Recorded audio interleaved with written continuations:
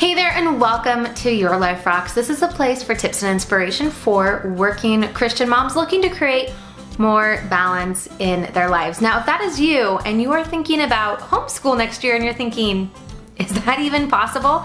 I'm glad you're here because that's exactly what we're going to talk about today. I'm going to walk you through different case scenarios that might be able to work for you as a homeschool working mom. And this is from different ideas that I've heard from women who are actually doing it. I'm going to share with you my plan for homeschooling next year, even while working full time.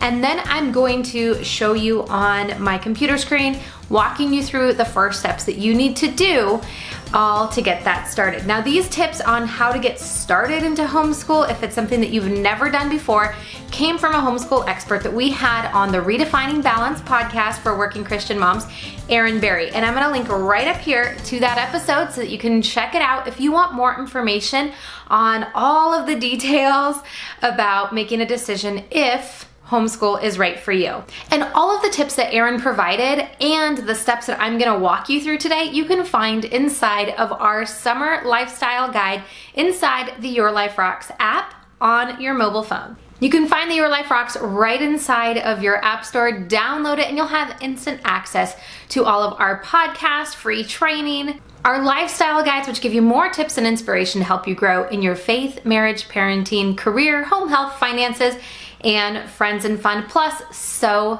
much more. We're gonna link to the app right down below in the description of this so that you can get it for yourself. It's totally free and a great resource for you as a working Christian mom.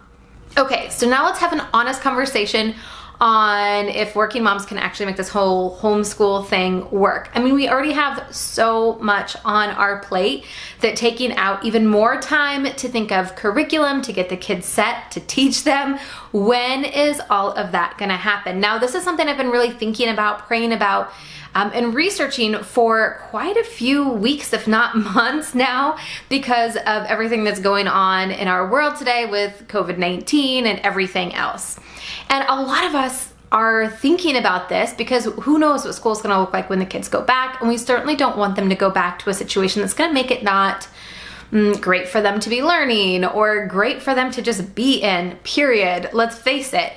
But really, what are the alternatives here? So I'm gonna go through a couple different scenarios. Now, no, everyone is different. Everyone is different with where you are in your family dynamics, what you do for work, how much flexibility you have, the age of your kids, and so much more. So I don't think I'm gonna solve all of the problems around working moms and homeschooling in this video, but I hope that it does encourage you, give you some hope, and maybe a little inspiration on some ways that you can get extra creative and make this work for your family if you feel like that is really what God is calling you to.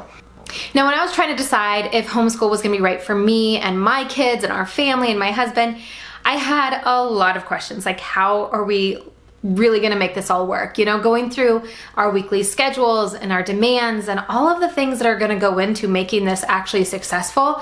Do we really have what it takes? And honestly, when we did the two-part series on our podcast with two different experts, the biggest takeaway that I had was that you can be totally flexible and you can make it however you want it to be. And so with that in mind, I had to completely let go of all expectations of what I thought it would look like in my head, or what normal school would look like and how to transition that into at home. Because while we were in quarantine, we were locked down and the kids were doing distance learning, that was not so great and it wasn't very flexible. And so it was really hard for me to get my work done working from home and still making sure that they made it to all of their Zoom calls and they were doing everything that they needed to do at the time that they needed to do it.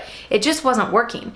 So for me, having that flexibility is really, really key, because really we can design the week however we want. We can design the school days however we want. And it doesn't have to be a 6-hour-a-day instruction like they would have in a physical traditional schooling. It can look very, very different. And so that idea of being creative with it kind of got me thinking about some different options. And the more I started talking to other working moms that are currently doing this and praying and researching, I found all kinds of different options. So number one, you could be putting your kids in daycare, having a nanny, having other traditional ways of them being looked after while you are working, but maybe getting a little bit of extra instruction that you provide for them. Now, obviously, if you have a nanny or you have a smaller group that you can more influence versus like a corporate daycare structure, it's going to be a little bit different. And obviously corporate daycare structures have certain age limitations as far as what they take on. But maybe just posting in a Facebook group or looking on care.com, you can find someone who can expertly take care of your child while providing some of that homeschool education, giving them the curriculum that you select basically, and get it done that way. It would be the easiest way of getting it done. Now, option number 2, and this is actually something that my mother-in-law felt inspired to start doing through her church. You know, our churches should be like the core of our community, and really that's a great resource for us to be looking at, whether it is from people who can help us with homeschool, extra supports we can get through homeschool, or all of the above. Now, my mother-in-law, one thing that her church is doing, that she is spearheading there, is as a retired grandmother, she's going to be having open hours where her and some of the other women in the church will bring the kids together for some social time, help them do their homework. Now, they're not homeschooling them, they're not coming up with the curriculum. That's up for the moms and the dads to be able to provide. But having some place where the kids can go like once a week and have some social interaction and do some fun things, they kind of see it as a win-win. Plus, it gives them something fun to do and look forward to as well. So check in with your church and see if there's any other programs kind of like that maybe you can help organize or put together that can kind of bring everyone together and serve a bunch of different families all at once. Now, option number 3, which is really the option that I personally am going to be going with because my kids are a little bit older. They're going into middle school and high school next year, so they will be in 6th grade and they will be in 9th grade. And what we are going to do is we are just going to be kind of switching up their week a little bit. So on the weekends, they'll be doing school because that's when we have time to do school, and then they can have days off in other parts of the week. We are also going to be doing some homeschool in the evening hours and early in the morning, and kind of just spacing it out and looking for those little pockets around our work schedule that we can make it work, but also giving them kind of that freedom and permission to do some self-study and to get some things done. So it's more of just assigning, checking in, and then in those little pockets of time, spending time really with them and educating. Now, this might sound like a very hands-off approach. It's a little bit of like an unschool approach as far as what we're looking at for curriculum and the way that we want to be teaching our kids, let it be a little bit more kid-driven, which we'll be talking about here in just a moment. But we do also plan on really looking to some social aspects and things that we can do, enrolling them in outside classes that can kind of play double duty on teaching them things, giving them something fun to look forward to, and some of that social time. So really, when you think about how flexible homeschooling can be, you can really make it work. I truly believe that you can. Plus, it's a partnership. It's a great opportunity for you and your husband to come together and kind of divide and conquer. And if you have other people in your life, friends, other relatives nearby that they want to maybe pitch in one day a week, one day a month, every other week, then that's great too. It takes a village, right? And so this is our chance to be able to build that village and utilize that village in order to raise our kids in the way that they should go. All right, now let's take a look at the steps you need to take if you decide, or even are just thinking, maybe homeschool might be right for you. All right, so here we are inside the Summer Lifestyle Guide, and this is what you will see if you go to the Lifestyle Guide on your computer, and you can get that link by joining our email list, and you can do that at yourliferocks.com, or you can access it totally for free inside of the app. So you're going to go down to parenting. Is homeschool right for you? Now, what I love about this article is that it gives you all of the information, the steps you need, all of the links that you need. This is beautiful Erin Berry, who we introduced onto the podcast.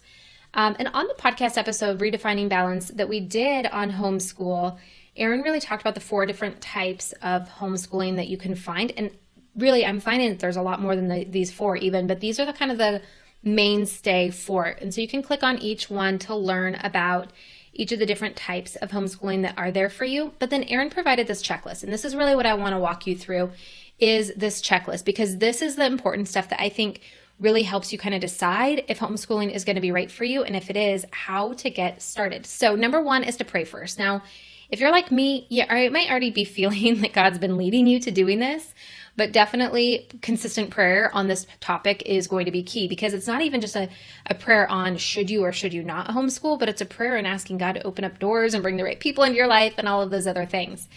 And I believe prayer and action, faith and action go hand in hand. So praying and then start going through these different steps and just seeing the way that God would lead you through them.